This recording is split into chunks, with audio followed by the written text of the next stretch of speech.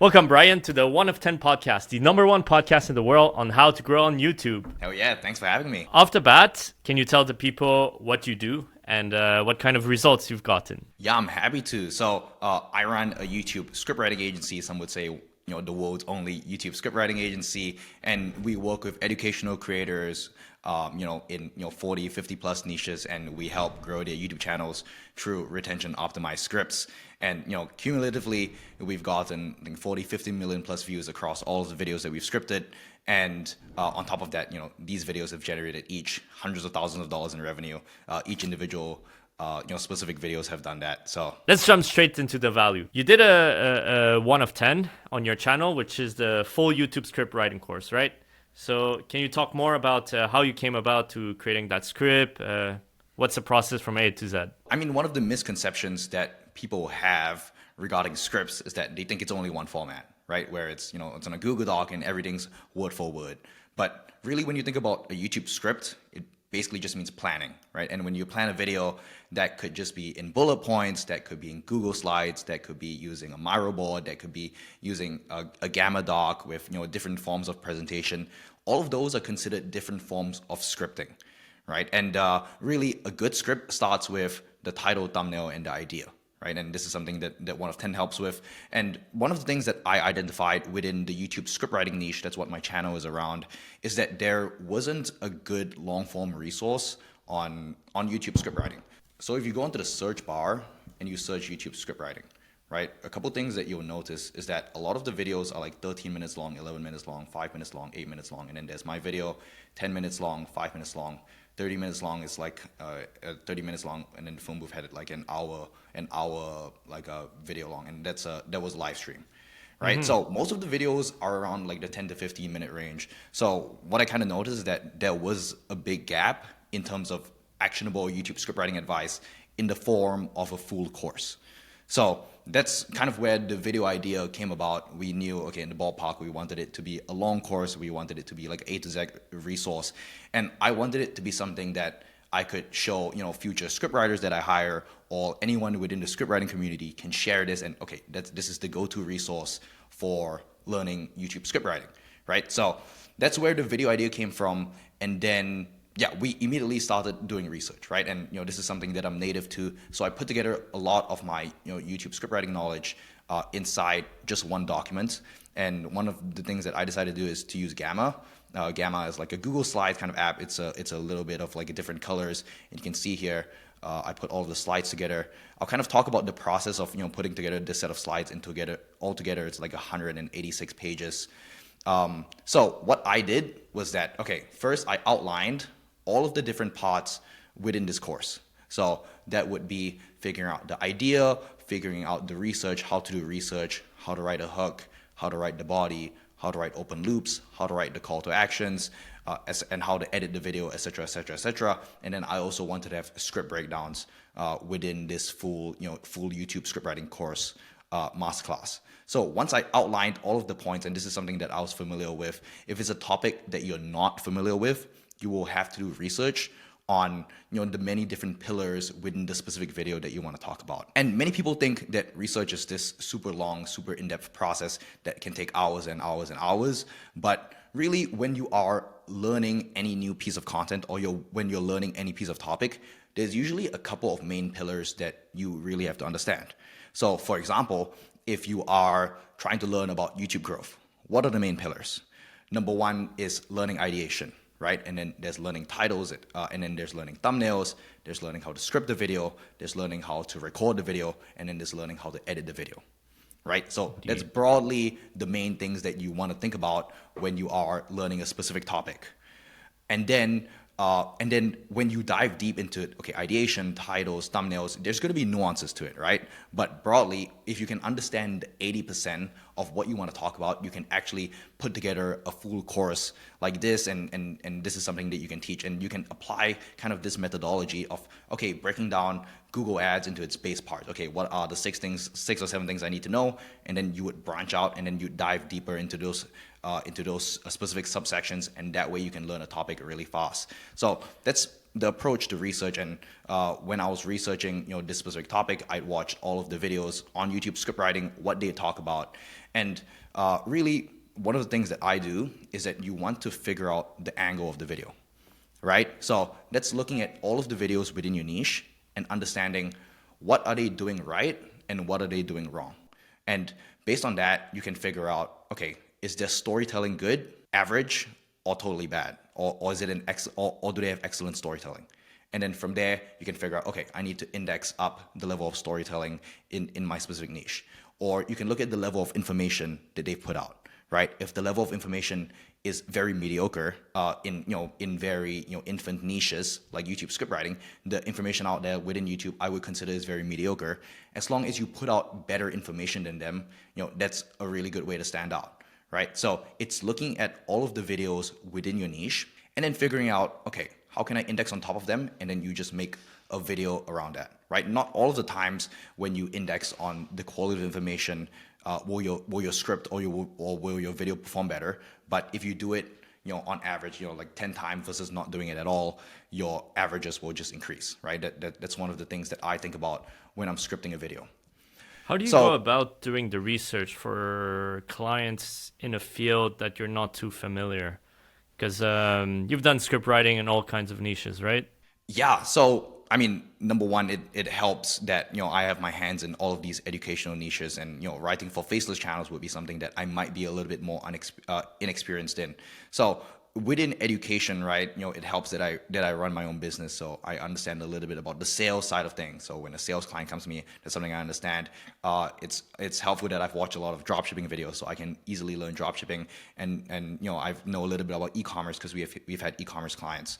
But when you have a new client and it's something totally fresh that you haven't that you don't really understand, right? It kind of goes back to, okay, what are the 6 to 7 branches within this topic? And then you dive deep into each branch. And then once you understand 80% of each branch, and that could take you, many people think it would take days and days and days. Usually it will take 4 to 5 hours to really fully understand something, right? You can talk back and forth with ChatGPT. Can you explain this to me? Can you explain this to me? Okay, how do you actually do this? How do you actually do this? And YouTube has infinite resources. You can just scroll YouTube and you can learn pretty much anything. So that will get you 80% of the way there. But the last 20%, is where all of the nuances are, right? And that is something that you won't be able to capture with 1 year of experience or 2 years of experience, right? That's like, okay, when you're in the game for 5 to 10 years, you understand all of these small nuances. So that's when I'm scripting for a client, I get a lot of their input on it. So, okay, can you tell me more about this? Can you tell me more about this? Can you tell me more about this? So it's very much like a back and forth process, right? Where they need to help me understand the niche and the nuances and really the small technicalities, because that's something that I will never get. So it's really, I do a lot of the heavy lifting on the front end to understand the topic. And then it's, in addition, right, I get some of their input too. That's a great process. How long does it take you to do research normally? Yeah, so it depends on the specific topic, right? So if it's for my own video, what I do with my own videos is that I will only write about a topic that I actually think it's useful to the audience, to my audience. And, it could also be something that's very top of mind that, is discussed within the agency, right? We have clients struggling with this. We have the community struggling with this. Okay. And then it would make sense for me to package that into a video. And then that's basically the content, right? And the research timing on that would be a lot shorter, right? Because it's something that I'm more familiar with. Whereas if it's for a client that I've written within the niche for, I do need to spend time going through all of their videos, going through whatever podcast that they have, and they will also help me nail down, okay, for this specific video, you can watch these videos to really understand me. So research could take between 4 to 5 hours, right? If it's a niche that I'm familiar with, and sometimes if it's a niche that I'm completely unfamiliar with. Usually we don't take anyone that we're completely unfamiliar with, but if it's a niche that, okay, I know that I have confidence in helping them stand out, maybe 10 hours. And then on top of that, there's really understanding their point of view and understanding the nuances on that, which I think definitely helps shorten the amount of time there. Your 1 hour video, that took you only 5 to 10 hours of research? Oh, no. So 5 to 10 hours would be for like a 10 to 15 minute right? Video, right? Okay. On a completely on a niche that I have never seen before.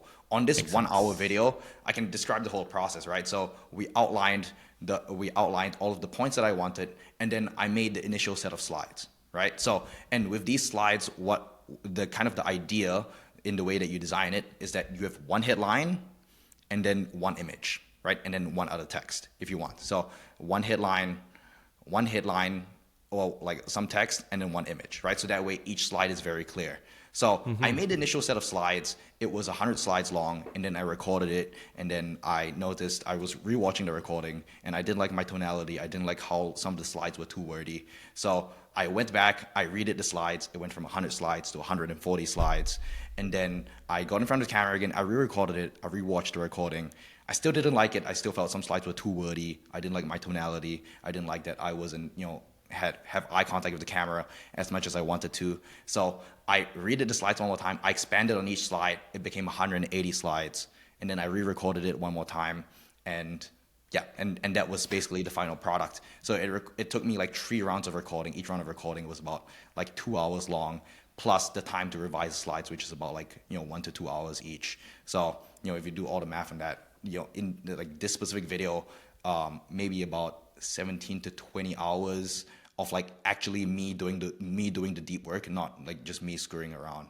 Yeah, so that's about, that's kind of the whole process. And I was very fortunate that, it paid off. This video ended up getting 100K plus views, and it grew my newsletter from like 0 to about 7,000 subscribers, pretty much just off this one video. And how about revenue? Revenue, it's, it basically took off the agency, right? So it took the agency from 0 to 38K a month. Wow. At its peak, and that's been relatively That video consistent. alone. Yeah, like not just this video alone. So what we do is we have this video, and then we funnel every other video with the end screen call to action to this specific video, right? So everyone who has hopped on a call with me, or done some consulting with me, or bought any product with me, has pretty much watched some portion of this video, right? So this is just one video that made me relatively niche famous. Everyone within script writing that I've talked to at least have seen this video, and yeah, it really only takes like one video to just have everything take off, and it definitely helps that it's a 1 hour long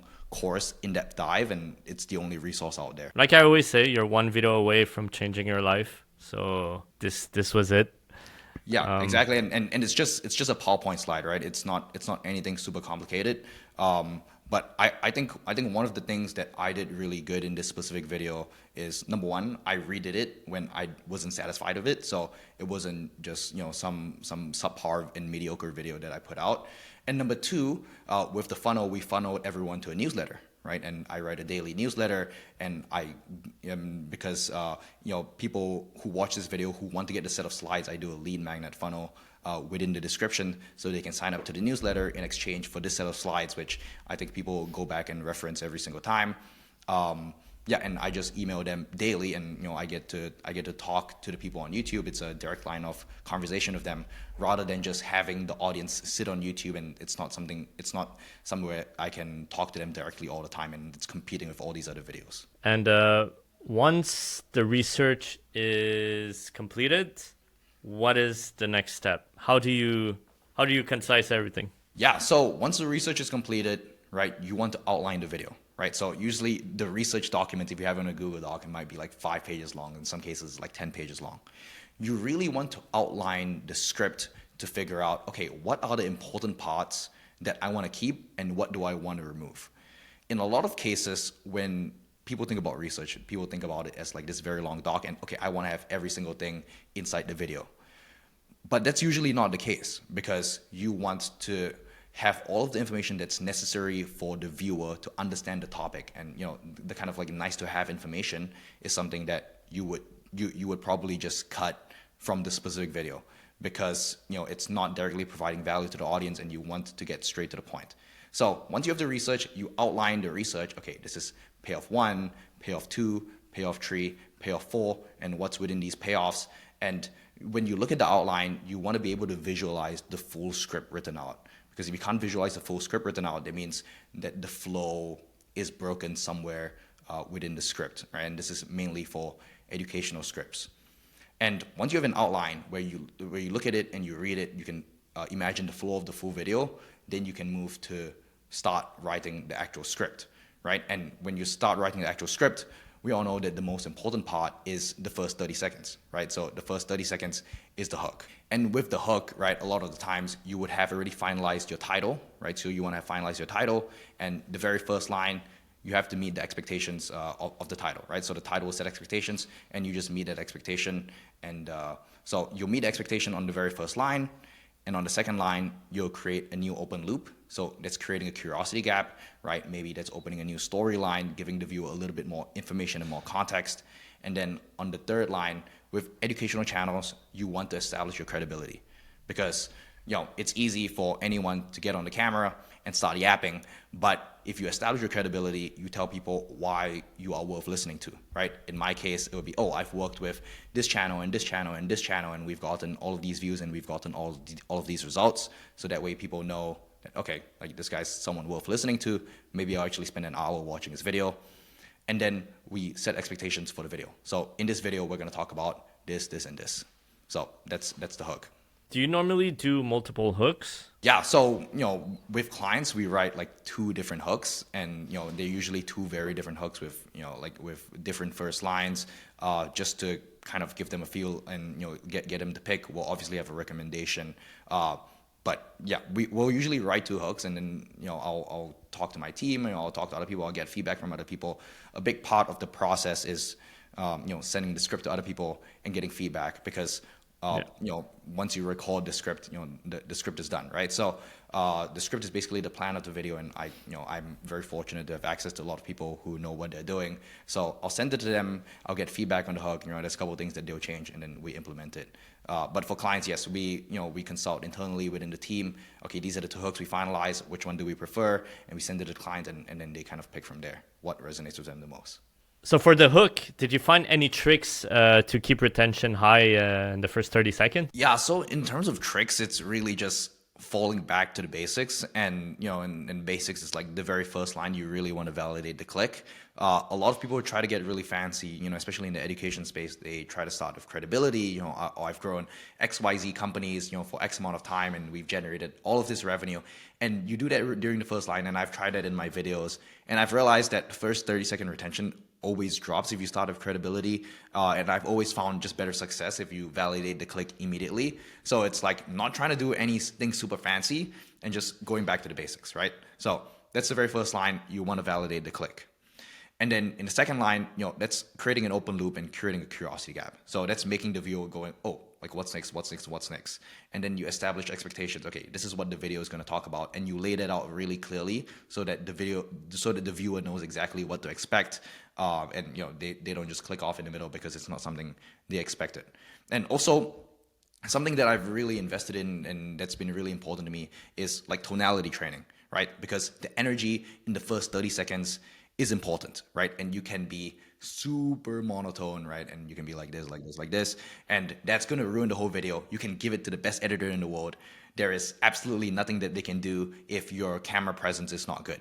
So just really, having strong energy and coming off as enthusiastic, or coming off as however you want to come off, in terms of the tone and the presence on camera. I think really being conscious about that and really thinking about how you come across, your hand gestures, how much does it stretch across your camera screen. That's also something that I'm conscious of, because the energy is the most important in the first 30 seconds. Because, if your energy is low, there's no point of, spending all of this time writing the script. It's not going to perform. So you really want to focus on how you come across on camera and your camera presence, and keep it relatively high energy if that's the type of video that you're trying to make, and then the editing can amplify that. So I know you work with a lot of educational creators, right? How do you make sure that a new viewer comes in, that the social proof is ticked off, and that the person doesn't think the person talking is a scammer? Like how do you take that into account on every video, basically, for all your clients? Yeah, so the type of social proof that you give for each specific video will be different, right? Because you can't just use the same social proof. For example, some creators will be like, oh, I've grown all of these companies, and these companies have generated X revenue. But you can't say that on a video talking about how to work 4 hours a day, right? And it's a productivity video. So really what you want to be conscious of when you're giving social proof is does the social proof align with the title, right? Just because you've grown Right. all of these companies doesn't mean that people will care about your productivity routine. So that's number one. That's something that you 100% want to be very conscious of. And number two, right? It's also just keeping it simple. I wouldn't overcomplicate it, right? It's like, okay, I've done this and I've managed to achieve this. And as long as it's aligned with the title and you keep it brief, you don't want to over credential yourself, because there's a lot of creators, especially beginner creators, who'll be like, oh, I've done this, I've also helped this student get X result, this student gets X result, this student get X result, and you kind of come off as braggy, and that really hurts your retention, even though you think you're building a lot of Right. rapport. That actually hurts rapport, because you're over credentialing yourself. You can do that in the middle of the video, or you can don't do that at all usually. Okay, yeah, that makes sense. So hook is written. Then how do you go about for the rest of the script? Yeah. So once you have the hook written, fully fleshed out, now we go and write the body. So during the outlining phase, we would have outlined, okay, this is point one, this is point two, this is point three, this is point four. So how do we talk about each point? So my favorite way of talking about each point is using a why, what, how framework. If you write on Twitter, it's the what, why, how framework. Okay, what am I talking about? Why is this important? And how do you apply it? But on YouTube, you want to use the why, what, how framework. And the reason you want to do that is because, why just means, okay, why is this point important, right? And there's a couple different ways you can do that. You can use an analogy, you can tell a story. And then what is the actual point? The reason you don't want to put what at the very start is because if you review the point and the point's not actually interesting, that hurts your attention, right? Because you're giving away the payoff in education, right? That's the payoff is the actual point that you're talking about. So you don't want to give that away at the start, right? You can give that away towards the end or in the middle. And then the last point is the how piece, right? And the how piece is important because it's the actionable piece. And the way that you want to think about the actionable piece is that, okay, can the viewer take this piece of information, apply it in the next 24 hours, and get results? Because if the information that you give in an educational video is actionable and the viewer takes it and goes out and does their Google ads, does their cold email, or does thumbnails for their YouTube channel, right, and they immediately go and apply it, there's going to be higher, they're going to like you more, you're going to build more trust with them, and then they're more likely to come back as a returning viewer. So the how piece is something that a lot of education channels don't really think about. They'll be like, okay, I'll just give advice, but the frame that you want to think of it from is, what is the advice that they can apply within 24 hours and get results? So it's the why, what, how framework. So the way that you want to arrange all of your points within your research, within that specific payoff, is within that, okay? So can I start with an analogy? Can I start with a story to explain the point, right? This could be a story of a student. This could be the story of, a famous individual like Warren Buffett and Alex Hormozi or whatever. And then you can go to the what piece, right? So the what piece is, okay, this is the point and this is my elaboration of it. And then the how piece, okay, this is how you apply it into your life. And then from there, you would, okay, have point one in the why, what, how, point two in the why, what, how, point three in the why, what, how. And then you just want to connect each of these points. And the way that you connect each of these points is that you have what I call an open loop. And an open loop is a curiosity gap. It gets the viewer to think, okay, this next point is important than the next. So it could be something like, the next step is the most important yet also the most overlooked, right? That's the simplest open loop, because, okay, the next one is important yet also overlooked. Okay, so why do people overlook it, right? Why is it so important? And the viewer wants to continue watching to the next section. So really the way that you want to structure, each point is you want to make the viewer think, okay, this next point is important than the last, so I have to keep watching. This next point is more important than last, I have to keep watching. And that's how you get someone to watch from start to finish.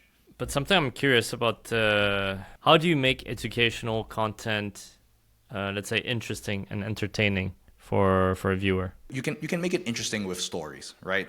Stories and storytelling, and within each point you have each own micro story, which kind of explains the point and helps ingrain the point a little more, because we're all programmed to like stories, and we're all programmed to follow stories. True. More.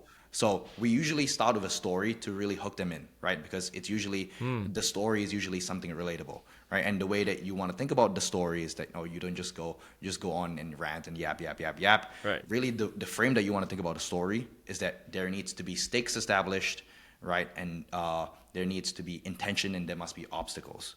So intention and obstacle basically means intention is what you want to get or what the main character wants, and then the obstacle is what's in the way. And if you tell any specific story about any specific point through that frame, there's an intention and then there's an obstacle and then there's a clash here. You can make any story come to life. So if my intention is that I want to go to the grocery store to buy a bag of chips, but the obstacle is I don't have $5 because I'm 7 years old, right? So that already makes for an interesting story, right? So that's when I go out and I ask my mom for money, and my mom says, "Oh no, you don't have, we don't have enough money to buy a bag of chips." So that's another obstacle, right? So it's as long as you have intention and you have an obstacle, that can create any story. So that's story on a small stakes. But if you have like story on like a large stakes, that would be like the Mr. Beast videos, right? His most recent video, the video with Ronaldo. It's okay. It's the two of them shooting balls at the 5 targets. The stakes is $1 million. So that's stakes on a super duper high level, right? And if you start any story with that and with that in mind, okay, clearly define what the intention is and what the obstacle is, and the story will be how you overcame this obstacle. I think that makes for any interesting story. So if you just do that in any point, I think that makes it interesting. And also with educational content, really the actionable piece is the most important, right? And it's really making it simple to digest, making it really, really clear. And this is something that you understand from copywriting, right? Simple and clear is better than complex and clever. So if we can simplify a point as much as possible, that's something that Alex Hormozi does really good, is that he makes these super complex concepts like leverage, and he breaks it down into its base parts such that, literally millions of people, 5 million, 6 million people can understand his point on leverage and watch a PowerPoint presentation for 40 minutes on that one specific topic and be hooked from start to finish. Talking about Alex Hormozi, I know you've analyzed him. Any general insights you can share with the viewer on what makes him so good? I think he barely scripts, but let us know. Yeah, I think one of the things that he does really good is like the hook. The hook is very optimized, right? The hook is something that he'll script out. And also one of the things that he's been doing a lot more recently is using props, right? His use of props is really good, right? He'll have like the money gun, and he'll have the whiteboard, and in his evidence-based guide to making money online, where he ranks all of the social media platforms. He has all of the props and stickers, right? And that pretty much functions as the editing, right? And one of the things that he does really good with thinking about the props is thinking about how it will fall in line with the editing. So I'm sure he's super duper intentional about, okay, these are the props I'm going to use, and based on this, okay, we can edit it in such a way that, okay, it'll show this, right? So, and the way that he edits, or the way that he scripts, and the way that he creates these props, they're really good. And I would consider that all under script writing, because it's planning, is that he makes something super clear and he shows it, right? Rather than trying to have some complex graph or anything super complex.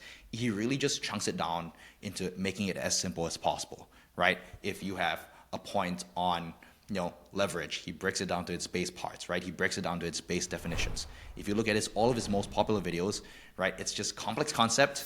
This is what it means, and this is how you apply it into your life, right? Yep. And that's literally why many people consider him the GOAT, and he's grown from like 0 to like 2.8 million subscribers on YouTube in the span of like 4 to 5 years, which in an educational niche, pretty much unheard of. It's something very, very difficult to do in such a short period of time. So kudos to him. Talking about incredible feats, I know you've scripted a few educational people where a few thousands of views or maybe 100K views led to tens of thousands of views. Can you talk more about maybe one case study there? Yeah, so one of the channels that I scripted for, his name is Brooke Hitting, right? And he has 88K subscribers. And this specific video is scripted 1 year ago, pretty much when I just first started script writing, is how to build an e-commerce business in 2024 from 0 to $1 million, and it's sitting at 292K views which is pretty good for an e-commerce video. And if you search e-commerce on YouTube, his video I think ranks first or second, depending on how you search it and on like where you're searching it from. And really, it's a short 10-minute video, and like the title format is taken from the Alex Hormozi video. Where it was like, if I were growing a company from $0 to $1 million, this is what I would do. And and so like this was inspired from that. This is basically a simple how-to. One of the interesting things from this specific video is that initially this video didn't take off, but it eventually started ranking on search for e-commerce, and I think like maybe like 40 to 50% of its traffic came mainly from search.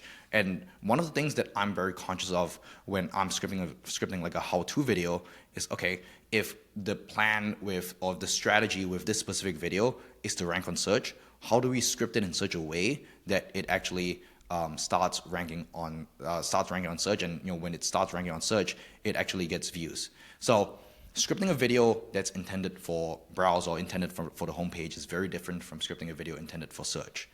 Why? Because if you script a video for search, that means that the viewer is a lot higher intent, right? Someone who would search how to grow an e-commerce business, they will click on this and they are more likely to watch from start to finish. So one of the things that you want to be conscious of when you're scripting something like this is that you want to immediately validate the click even more, right? So you can probably start with something like, oh, in this video we're going to talk about this, and then afterwards you talk about your credentials. So it's even immediately more important to tell them this is exactly what you'll get. And then within the script itself, you want to give them immediately what they clicked on, right? So immediately go into the value. You don't have to tell any fancy big stories. You just want to immediately give them the information. Yeah, and this video ended up performing really well because it's a shorter type video. It's 10 minutes, and this video probably generated $60,000 to $70,000 in revenue just from this one video alone. Because of the sheer number of views it got, and the way that we scripted it, Burke sells a high-ticket dropshipping consulting program where he teaches people how to start their own high-ticket dropshipping business, and we leverage the search term e-commerce to get people interested in high-ticket dropshipping. And I think he's got like a book, a call funnel, and anyone who watches this video builds good trust with him because it's from search, it's higher intent, and then they'll book a call with him, and a percentage of people who he gets on a call will work with him and buy his product. It shows again, just one video may not change his life, but brings significant revenue to the business, just like your video. Super interesting how one video can blow up like that. Yeah, so I just want to share this other video that we did with Instantly. I scripted it, when I first started, pretty much Alex Hormozi's $100 million code email strategy. Title and thumbnail is really optimized. That's not something that I worked on. But the script is, and really one of the good reasons that this video popped off and I think generated like 7 customers a day for Instantly for as long as someone watched this video is because when I was doing research for this video, one of the things that we found was in Hormozi's $100 million leads video, he had a screenshot of the Instantly AI dashboard. Inside his book, and he didn't reference it. He didn't say it was from Instantly AI, but you can look from the icons itself that it's the Instantly AI dashboard, right? You just know from the UI of the screenshot, and it showed how many emails he sent. It showed his open rate and whatnot. And towards the end of the video, we actually leveraged that. We'd be like, did you also know that Alex Hormozi uses Instantly AI software? You can find it inside his book. So if you want to use the exact same software that Alex Hormozi uses to send, however many cold emails across all of his companies, you can click in the description and get a free trial of the software. And then they have a 7-day or 14-day free trial, right? So that's also one of the really good ways that, if you have, if you're trendjacking someone, you're trendjacking someone famous, and if you do enough good and you do enough research into this specific guy and you find a good way to segue into pitching your product, that's also something that has a good chance to go very viral. 200K views in the cold email niche, which averages, it's insane, 1.5K to like 2K views a video maybe, and it can really just print a bunch of money and get you a bunch of customers. In this case, was for a software company. Do you know how much that video alone brought in? Yeah, I don't know, but it's definitely a lot. I think it was like 7 customers a day for X amount of time that it was getting like Oh, 1,000 wow. to 2,000 views. And out of those like seven, not like seven customers, like seven free trials, and then they have a conversion rate based off of that, right? But I would say easily six figures, if not, multi six figures, just from this one specific video. And then you consider the lifetime value of each customer, right? So let's say they have like a 3 to 4 month True. lifetime value, and it's like 50 to $100 a month. It adds up very slowly, and then they have upsells on the back end. So it's crazy in terms of the conversions, but that's also not something super surprising, right? If you script a video really well, YouTube has a good opportunity to build a lot of trust with people watching the video. And YouTube is the new Google, YouTube is the new Quora. Everyone goes on YouTube to search and solve their problems, and everyone's on Right. YouTube forever. So it's surprising, but also not surprising. But for the viewer, something to keep in mind is even if this trend jacking worked, you got to be careful with which basically person you're trend jacking or which theme related to your channel, right? Like Film Booth, I did a podcast recently with him. He used Mr. Who's the Boss for an editing video, but the problem was it just brought in a whole bunch of like tech people and not exactly the right profile for his channel. So got to keep in mind. But here, what I like, it totally made sense. Alex Hormozi, I think his book about $100 Leads, million leads, Yep. which made sense with the cold email. Oh man, that was perfect. So yeah, great job there. Yeah, so like yeah, you definitely want to make sure that also there's enough attention on the specific guy that you're trend jacking, right? If you trend jack, in the business space, someone like Russell Brunson, yes, he's famous, but he's not like trending up. During the time that the video was made, we were super fortunate. I think Hormozi was at like 1 million subscribers, and in a year he's now at like 2 point something, 2.6, 2.8 million subscribers. So he's just been trending up. He's been getting more famous than ever. He's been putting more emphasis on content. So that's also something that the specific video idea has a lot of tailwinds, and people are interested in him. So it's also something that has a lot of curiosity, right? No one's really talked about his code email strategy. So the strategy behind the video is good, and the script, it was super optimized with the $100 million leads callback with the instantly dashboard. So that's why the conversion rates were also high.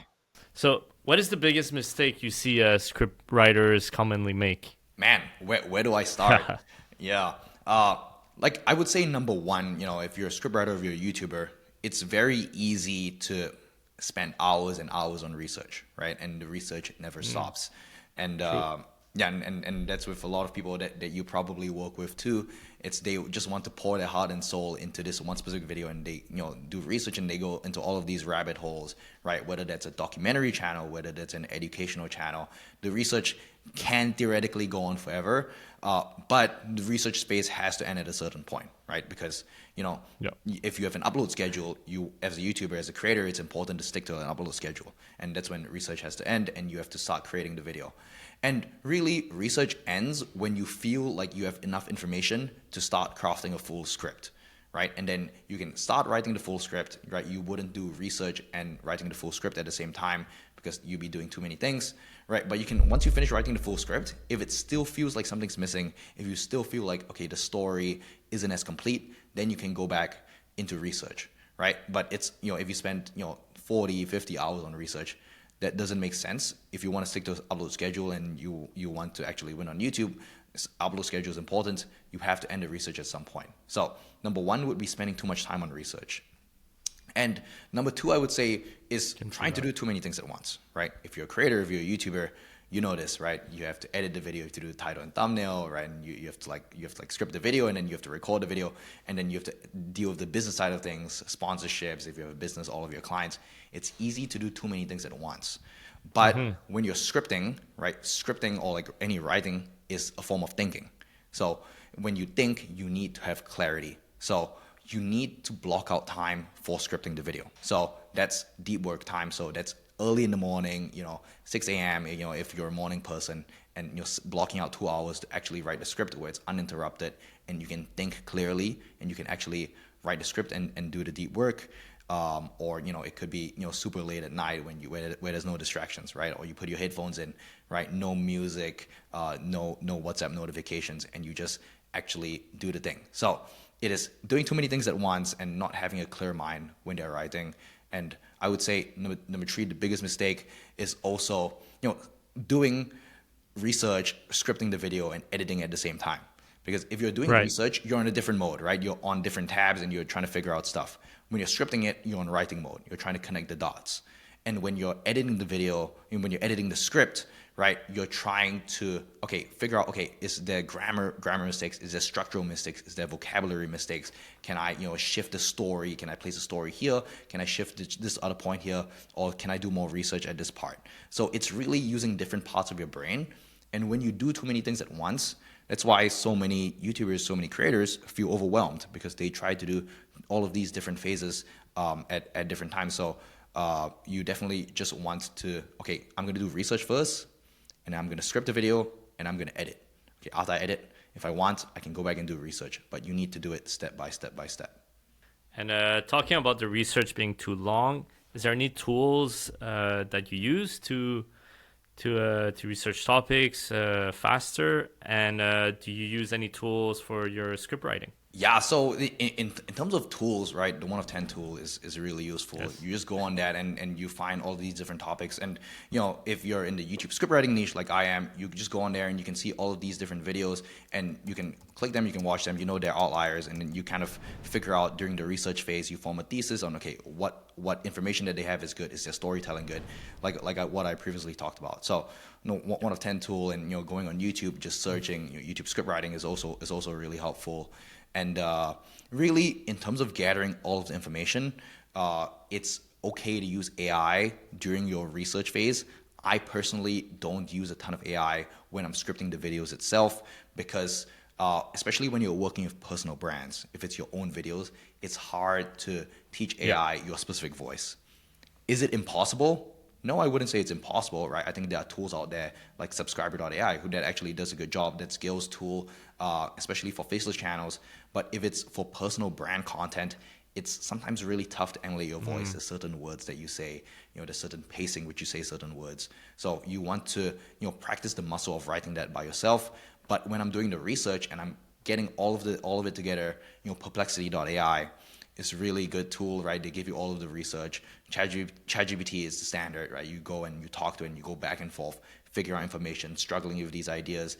A really good way to use ChatGPT is, hey, can you give me an analogy for this, right? And then it'll give you all of these different analogies, and you just talk to it back and forth. It's your idea generation buddy. So yeah, it would be this like suite of tools that I think AI has become relatively advanced over the past 2 years, and it's gone super mainstream. And if you don't use AI in your research, you're wasting a lot of time. So I think if without AI you spend 8 hours doing research, you can easily spend 4 hours just talking to it back and forth and becoming proficient at using these tools. And how long does it take for your whole script writing part? Yeah, so if it's for like a 10-minute video, for my own videos, probably like 5 to 6 hours. That includes like doing the research, because research is something, like these topics including research. Yeah, including research, because these topics for my own videos, I'm relatively familiar with them, and then I script that out. Maybe that's 2-3 hours, and then you have to edit the script on its own, and then sending it to people to get feedback. I will emphasize that sending the script out to people to get feedback is probably the most important part of what I do, because when I'm editing my own script, when I'm writing my own script, there's a lot of blind spots that I don't see. Even having written all of these scripts, it's important to stay humble and know that, okay, other people's feedback is valid. If you have access to other strategists, that's super good, right? And or if you have access to other scriptwriters, fellow scriptwriters, or even like friends and family that would be within the target audience, you can send it to them, ask them, okay, what's interesting, what's boring to them, and if you can get whatever feedback and you just implement that, I think that will help you uncover a lot of your blind spots, and you'll notice after a while, okay, getting 10 rounds of feedback, 100 rounds of feedback, slowly you'll just get a lot better. And I also know you had a nice little outlier talking about Iman Gadzhi and analyzing his video. I'm curious if you can talk more about what you broke down exactly. Yeah, so Iman Gadzhi used to have this video sales letter with 9.5 million views or something like that, and he recently took that down for whatever reasons. But it was a very, very famous video, arguably the most famous video within the business space, and it generated him like 40 to like $50 million. And there wasn't a video on YouTube breaking down that specific script and what he did with that. Because if you look at that specific video, it really just was a PowerPoint slide. There was no music on it. It was just him talking over a PowerPoint slide. His face pretty much wasn't even shown. It was shown for like 30 seconds. It was a 40-minute video, and it basically sold one of his courses. So I really wanted to, dive deep into specifically how he wrote that script, and I wanted to present it in a way that is something that's entertaining and something that I would want to watch, something that's super informative too. So the title of the video is How Iman Gadzhi Made $40 million from One YouTube Video. When I posted it, it got like 10K views, I think in like 4 to like 5 days. Pretty much on like a new channel. The channel was at like 500 subscribers then. It was what pushed my channel from going to like 0 to 1K subscribers in just 3 videos in this tiny niche, Nice. which I'm very fortunate for. And I'm curious, how did you go about your scripting process here? Yeah. Yeah. So like this script would be one of the more complex scripts, and so I'll show you a little bit of the behind the scenes. So with this specific script, if you're asking me what's this yellow, green, and blue highlight, is that when I filmed the video, I didn't want it to just have one of the same background because I wanted it to be like visually dynamic. So what I did was that, I highlighted the parts that I wanted to, be with like a yellow background, and then I would switch the camera. So if I have the camera at one spot, I would just like turn the camera 90 degrees, and then I would have 4 different backgrounds, 4 different angles within that specific video. So I was just recording this in my room, and I didn't have a lot of space. So that's just a really simple hack that I used to, get different camera angles. So that's why there's like the highlight in the yellow. So when I was actually recording this, I would record all of the yellow parts from one angle. So I would say this, and then I would go to this next yellow part, and I would say this, and then I would say all of this yellow part, and then I would turn the camera, and then I would start recording this green part, the green part, and the light blue part. So I turn the camera 4 times, so I have a variety of angles, and so that it's actually visually dynamic, which I felt was super important for this video, because the intention of this video was for it to be a little bit more fast-paced, and the way I scripted it was to switch between my talking head to clips from his video, and then me explaining the clips and like what he did within that specific clip. So I'll just break down Hook, because I think this is really informative here. So it starts with listen up, right? And usually you wouldn't use like listen up, and you probably just start with Iman Gadzhi made $40 million. But I use listen up because that's one of his catchphrases. He usually starts videos with listen up, right? So just being in line with that, and someone from his audience who knows him would click on this video, you can start with listen up. So in this case, you kind of like I decided to break the rules a little bit. So it's listen up because Iman Gadzhi made $40 million from one YouTube video and used it to pay for his private jet. And because I want a private jet too, I spent 3 weeks slaving away at my computer to figure out how he did it. So all you have to do to become Iman Gadzhi is watch this video, right? This is the video I'm talking about, Umbrella Plus Show. So the first line validates the click, right? I pretty much just repeat the title and then use it to pay for his private jet. Because at the time that I released this video, he just recently released a video on like buying a private jet. So you can just inject some humor in that, and it's kind of on trend with what was actually happening with him. So yeah, this was just a cheeky little thing that I thought it really improved the retention. And because I want a private jet too, so you kind of set the stakes here, right? So it's like not really real stakes, but you set the stakes. Oh, I want a private jet, so I spent all of this time.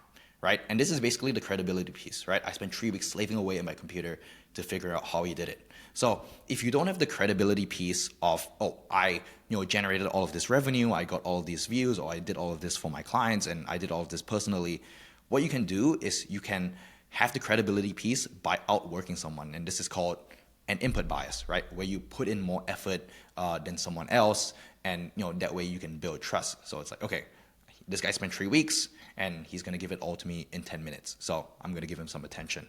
So this is just a little thing that I did. And then here I just had some like annotations in terms of like how I wanted to deliver it. Okay, it's like, oh, like demon mode, ended up not using it. And then this is the video that I'm talking about. And then here there's like annotations here for the editor, so the editor knows how to show it on screen. So like there's an unblur plus show. The best online business to start as a beginner, which sits at over 8 million views. With an almost 40-minute video, he could have placed ads every 10 minutes and made tens of thousands of dollars in AdSense. So you can see here, this is the hook, right? I very clearly establish, right? I validate the click, establish credibility, and I immediately review the video. And then we go into it. What is the green and green and blue? Okay, yeah. All different angles. Okay. Yeah, so like one of the things that I really wanted to do after the hook is explain what a video sales letter is, right? So in terms of the awareness of most people who would click on this video, it's that most people perceive that the only way to make money on YouTube is with AdSense or with sponsorships, right? So in order to attract like a broader audience, right, but most people know Iman for making money with his course, right? But if I wanted to attract an audience of people and include them into watching the video, I needed to explain, okay, how does making a YouTube video actually convert into $40 million in revenue? So this is the first objection that I wanted to handle. It's like, okay, did he make $40 million in ad revenue, right? So this is why I wrote here. But when I clicked on this video, I noticed something, no ads, which I thought was silly at first. Why would you leave that much money on the table? But this move was actually genius. So instead of saying, oh, this is what he did, he has a business behind it, right? You kind of add a little bit of storytelling there, right? I clicked on this video, I noticed something, no ads. So it's kind of like I'm bringing the viewer along a journey with me in like, okay, that I spent 3 weeks slaving away at it, right? So I'm bringing them through my research process. Okay, but this move was actually genius. See, most YouTubers make money with AdSense and sponsorships. They sell someone else's product and take a tiny cut of the money generated of it. So here's some annotation of how I would actually do it on camera. But Iman wanted not just a slice of the pie, but the whole cake. So that's a little bit of like curiosity, right? Why does he not just want a slice of the pie? How is he going to take the whole cake? So he set a plan in motion. He spent years building up his audience, gaining trust, and then made a product which he subtly sells to his audience for the entire video. You see, this video isn't a normal video, right? So it's already starting to reveal what type of video this is. It's called a video sales letter, right? Or VSL. And right, one of the things that I was very conscious of is because I want this to be friendly to a beginner audience and something that they can watch, I have to explain these complex concepts of like what a video sales letter is, what is copywriting, in a simple way. So I said, which is meant to get you completely convinced to buy a product after watching it. So this is the simplest way that you can explain what a video sales letter is. Once you watch it from start to finish, you'll want to buy a product. This is a nice behind the scenes, so people understand like, okay, how exactly to think about the hook, think about basically the whole content. Yeah, and then the next part of this is when we actually start breaking down the script, right? So here we have an open loop, right? It all starts with phase 1, brainwash, right? So brainwash is like kind of vague. It's like, okay, like how. Remind the viewer what's an open loop. And then when I start actually breaking down the script, we start with an open loop, right? And an open loop is a curiosity gap. It's a transition to get people, okay, curious. Okay, what's he going to talk about next? Mm-hmm. So the way that we do it here, it's not really in the traditional sense. You can say it all starts with phase 1, brainwash, right? And brainwash is like kind of vague. It's like, oh, how's he going to brainwash? And then you kind of transition here. And then over here, what I have highlighted in gray is actually an excerpt from his actual video. So I took clips from his video and I timestamped it here. You see, I timestamped 1 second, 9 seconds, 19 seconds. So I timestamped it so that the editor knows, and I also transcribed it over here so the editor knows, okay, where can I start and where can I finish? And then it would be the clip, and then I have the pause effect. Step 1, establish premise, so there's the voiceover, and then there's the play effect, so I annotated for the editor again. Clip, here, voiceover, and then clip again, and then I explain it, right? And then here, right, there's some like wordplay here. There's some like with 10 words, he does this. Another 10, you're afraid. Another 10, you're hopeful. He takes you on a roller coaster, right? So there's these like fun things that you can do with the script, right? And with the sentence length, and you vary the sentence length, and it's a short sentence, short sentence, short sentence to really keep the viewer hooked. And Yeah, and one of the big parts of script writing is kind of doing like a storyboarding or directing the editor so that the editor knows what to do with the specific script that you have, right? Because a lot of the times editors are lost, and it's kind of your job as a script writer to give them some sort of direction to make it clear, okay, this is how I envision the edit, this is how I want you to clip this part, this is the sound effect, this is the animation that I want you to play. And last two questions. Number one, what's one piece of advice you would give someone to make the best script of all time? To make the best script of all time is to put in the reps. Rome was not built in a day. If you're a YouTuber, you'll know that Mr. Beast spent I think like 13, 14 years just making videos, and he's been doing for forever, and that's how he's at the top of his game, and that's how he's built a mega large audience. But especially a lot of businesses, a lot of creators will just give up on their 5th or their 10th video, when in reality, right, something like a theme that's been recurring within our chat is that you just need one video to blow up, right? So if you really just stick at it, eventually if you just improve 1% each script, 1% each video, right, the editing improves 1%, eventually, you'll have a video that pops off, right? And you could say that I was very fortunate in that, okay, one of my videos popped off in my first 20 videos, right? But, there was also a lot of the behind the scenes that you don't see from other creators, other YouTubers doing all of this planning in the videos, doing all of this strategy, and they invest in thumbnail designers, they invest in editors, they invest in scriptwriters, they invest in consulting to really learn all of these. So I would say, keep going, keep posting, write more scripts and get feedback, right? The feedback piece is the most important, because that's when okay, this is where I can improve, and eventually one video will just make your whole channel. And also, you guys can learn more about script writing on Bryan's YouTube channel. And second question that I asked everyone is, what's your dream? Oh, that's a great question. I think my big dream is to use my voice to empower others to live the life that I wish that I had. So specifically, The life that you wish you had before 21? You're living the life that everyone would want.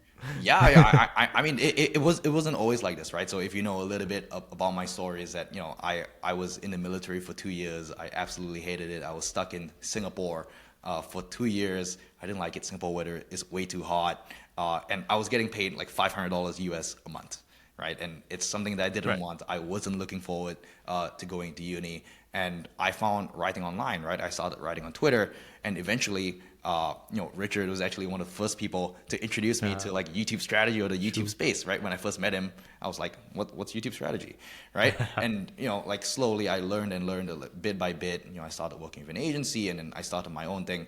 And like really, YouTube scriptwriting like changed my life. It's one of the few skills that I would say that I'm half decent at, and that I'm proud to say that I'm a YouTube scriptwriter. So with my channel, I just want to provide good education, right? Put my heart and soul into providing good education and helping people, develop the skill that I was fortunate enough to develop that absolutely changed my life. And that's the big goal with the YouTube channel. Ideally, we're gonna get it to 100,000 subscribers, reach as many people as possible, because I think education is, on YouTube is one of the most beautiful things. You can search anything on YouTube and you can get an answer, right? If you want to tie a tie, you got an answer, right? If you want to learn how to grow on YouTube, you can watch the one of 10 podcasts, right? Or you can literally do anything with YouTube, and it's like video and, cinema is one of my like favorite things in the world. Well, Bryan, thanks for joining us on the 1 of 10 pod. Is there anything you want to tell the viewers? Go write some damn scripts. If you want a more script writing education, you can go to my channel. It's search Bryan Ng, BRYN space NG, and you can find my channel on YouTube. And guys, thanks for watching until the end. If you guys want to watch another episode on script writing, you can click right here.